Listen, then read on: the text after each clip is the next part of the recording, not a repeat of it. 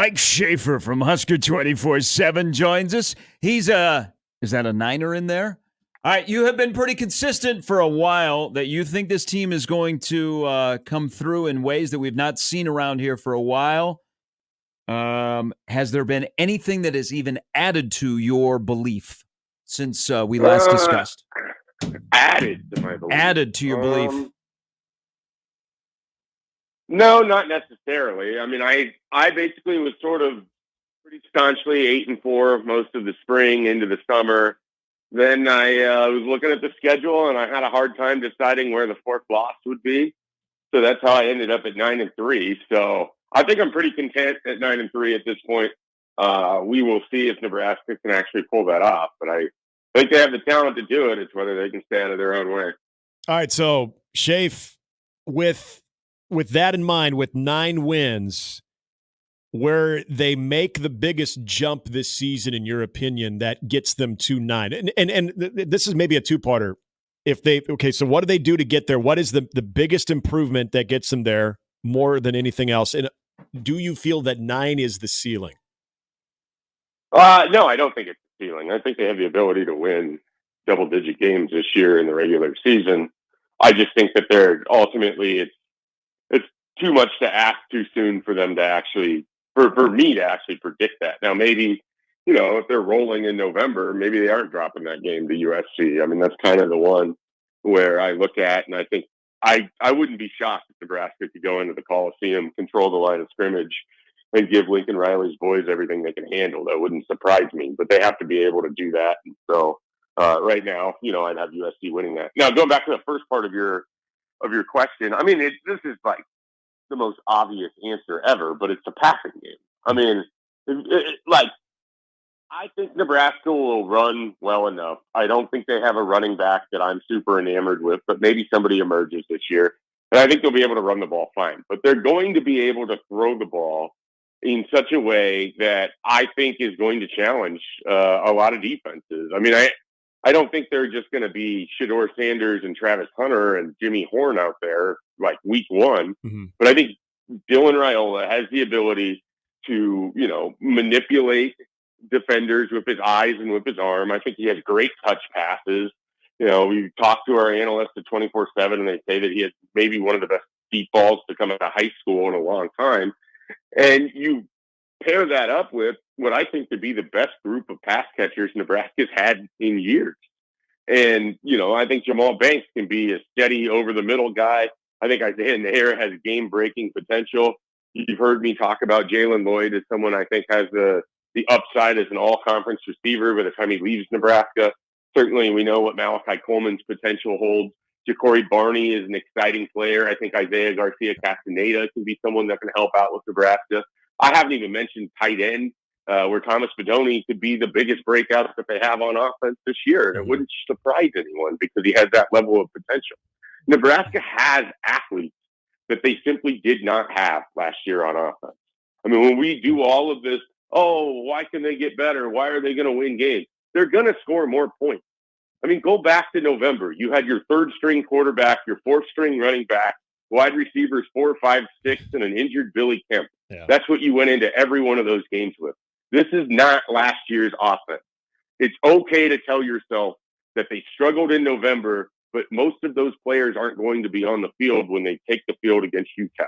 Like, it's just we don't have to pretend like it's just an extension of last year's offense. It's going to be entirely different, and I think it's going to be better. And they might have some growing pains early, but they have a runway schedule this year that allows them to sort of be able to work through some of those things. Those names you rattle off, it's rare. They do have a wealth of weapons, and some of those are young guys. And I don't know how you feel about the importance of the eye test in game number 1, but there's going to be some young guys that are true freshmen that are going to play. You can only pick one of true freshmen in 2024. Who excites you the most on opening day that still will be getting you excited on Black Friday in Iowa City? I'm assuming that we're just taking Dylan Raiola out of the conversation. He's a given. He's a little bit older with the mindset, so I don't include him anymore. Yes. He's been groomed for this situation since he was 12, so he doesn't count. I get it. For me, he was bred for football glory. Right. For me, it's got to be Ja'Cory Barney. I mean, that's a guy that I have been talking about since the moment that Garrett McGuire basically pulled one over on Miami in July of last year. I mean, that was such a huge recruiting. When I remember texting Gary after that was all going down, and basically just like Nebraska absolutely stole one here, and I really believe that with Ja'Cory Barney. I think he has so much upside, and I think he's one of those exciting gadget guys that you kind of let yourself think about what DeMornay Pearson-L was when he was at his best as a kick returner, as a weapon on offense, as a guy that you could get the ball to and let him work in space. I think Ja'Cory Barney has significantly more upside than DeMornay Pearson-L, but we remember how exciting he was as a freshman. That's sort of what I'm expecting here. And the other thing about Barney is it's a guy that played defensive back, quarterback, wide receiver, running back, flanker. I mean, he punt returner. He did all sorts of things. Now he gets to largely focus on being a wide receiver. I think that helps. I think when, same with Carter Nelson. And I'm not choosing him as my answer here, but sometimes when you get to narrow the focus, that's where you really get to see some of these guys explode. When you're the do-everything athlete in high school, you kind of have to have your, mind in all these different places. When you come to college and you get to lock in on a position, sometimes that can be really, really helpful.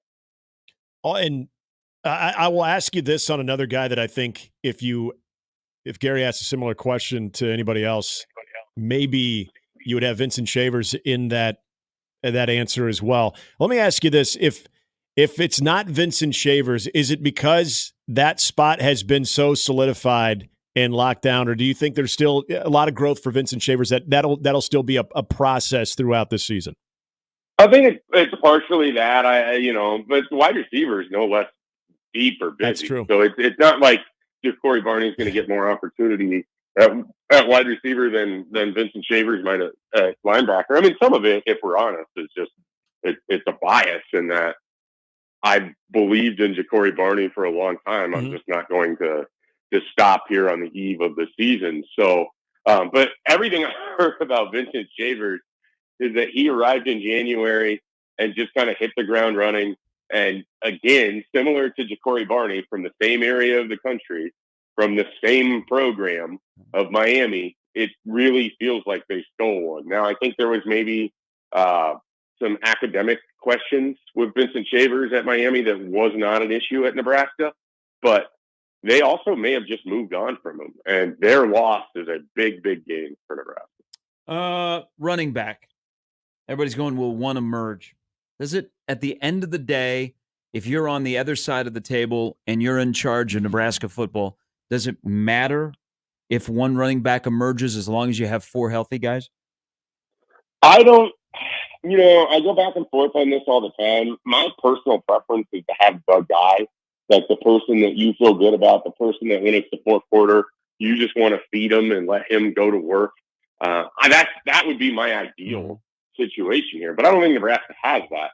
So I think as long as you have these four guys, what ultimately matters is that each week you can find one or two of them that is able to take advantage of their opportunity. Now, the problem with that is you're never going to know going in and week out which guy, maybe it's the Dante Dowdell week, but he's not going to get as many carries as Gabe Ervin, who struggled. So it's part of the difficulty of when you don't have a solidified running back is you have to play the guessing game of the hot hand.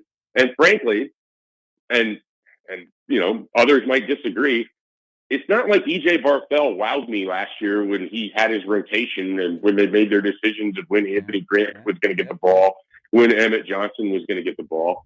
And if I'm also being honest, and it's not like this show hasn't heard me rant about this before, Nebraska sucked at rotating their running backs for a decade now.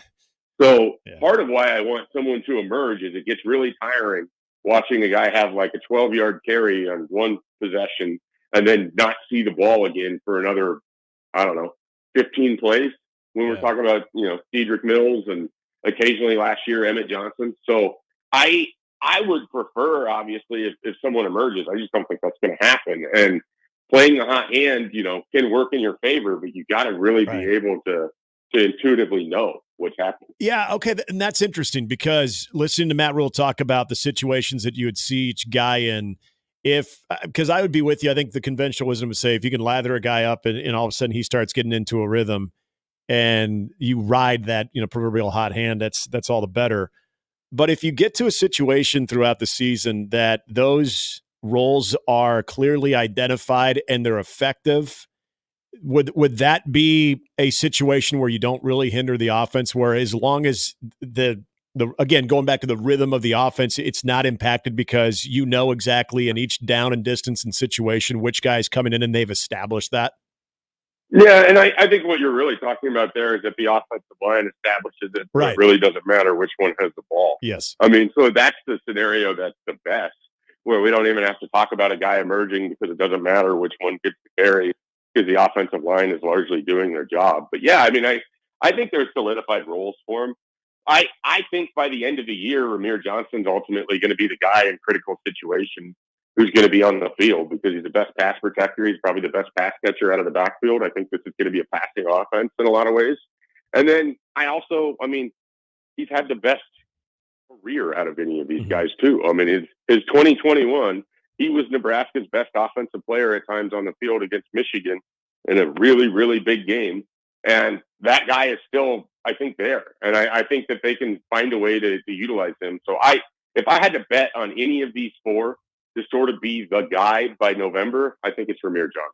Hey, could there be a case to be made that we still I don't want to say estimate, undervalue. I'm not sure exactly what the right word is, but when it comes to Tony White, because every time I hear him talk, Schaefer, I'm like, okay, that guy's going to be running a program. There's going to be an athletic director and a fan base that are going to be very happy to have him. But I'm not ready for him to go yet because I don't think he's got one foot out the door. But man, hearing him talk about his defense and what they want to do and what they need to do and they have to do compared to last year, I think, gosh, Nebraska got very fortunate to have that guy at DC. Am I vibing here with the impression, or are you Tony White till I die? Yeah, I mean, if you were to make a listing of the best things that happened in the offseason, Tony White staying at Nebraska would be number 2 right behind Dylan Raiola. I don't know that there's another thing that's been more valuable for the outlook of the 2024 season. And, kind of like the Cleveland Guardians owner would say with Francisco Lindor when there was extension talks that never actually happened, just enjoy him. Enjoy him because you probably don't know years you're really going to have that defensive coordinator calling things at Nebraska. But I think he's a special guy. I think he's a future head coach. I think Nebraska has several future head coaches on this coaching staff right now.